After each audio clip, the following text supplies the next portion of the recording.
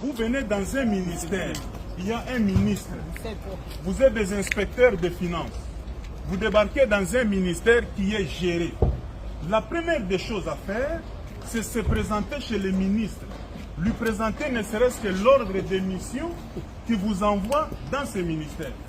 Que je sois ne serait-ce qu'informé que les inspecteurs des finances sont là, ils veulent faire le... On va filmer, monsieur, on va filmer. Suivez-moi. On va filmer.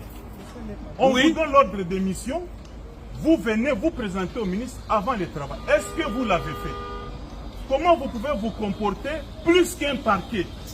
L'inspection des finances n'est pas au-dessus de la loi. Quand vous venez, j'apprends que vous venez chez le comptable, vous l'avez ravi 1000 $. Les inspecteurs des finances arrivent pour ravir un comptable 1000 $. Vous allez avec ça où? Vous lui ravissez tous ses effets personnels. Vous êtes tombé aussi en infraction et ça c'est du banditisme. Et ça, moi je ne peux pas accepter. Quand vous arrivez, le ministère est géré par un responsable, vous présentez l'ordre de mission, on vous oriente, vous allez faire votre travail.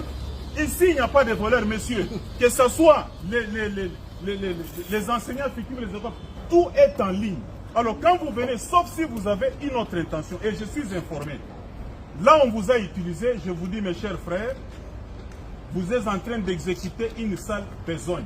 Mais ce que je n'ai pas apprécié, c'est ça. En tant que ministre, je suis au bureau, vous débarquez, vous commencez à saisir des choses, vous ravissez. Quel est le mandat du parquet qui vous permet de ravir à quelqu'un 1000 $? Est-ce que Jules Alinguet vous a demandé d'aller ravir un comptable 1000 $ à main? Si vous avez besoin d'argent, demandez. Les effets personnels, vous confisquez, vous demandez à un service, pour qu'il y ait dépenses, il faut votre autorisation. Est-ce qu'il y a un problème? Dites-moi un peu.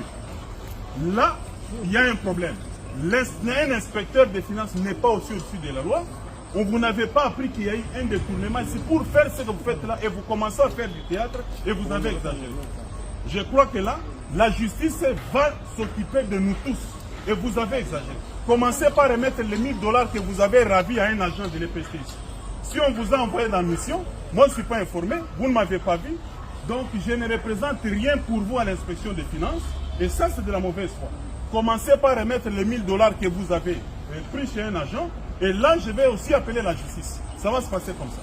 Et ça, je ne peux pas trouver. Et les chéquiers du comptable, ils ont eu même les chéquiers. Vous allez parler comment, monsieur? Est-ce que vous savez qu'il y a un ministre à la tête du ministère de l'Économie? Lui nous dit qu'il dépend de la présidence. Vous avez parlé quand même. Je ne suis pas votre ami. Suivez-moi, monsieur. Suivez-moi, monsieur. J'ai dit ici, le parquet va vous prendre aussi. Vous n'êtes pas au-dessus de la loi. Oui. Vous avez ravi des effets personnels des gens et ce n'est pas normal. Vous n'êtes pas au-dessus de la loi. Et là, vous êtes venu créer des problèmes dans un ministère où il n'y en a pas. Et je suis informé, on vous a envoyé. Je suis désolé. Le parquet va aussi vous entendre. À quel titre et sur base de quoi vous avez ravi des effets personnels à quelqu'un. Je peux parler, excellent. Et c'est un cas de flagrance. Hein.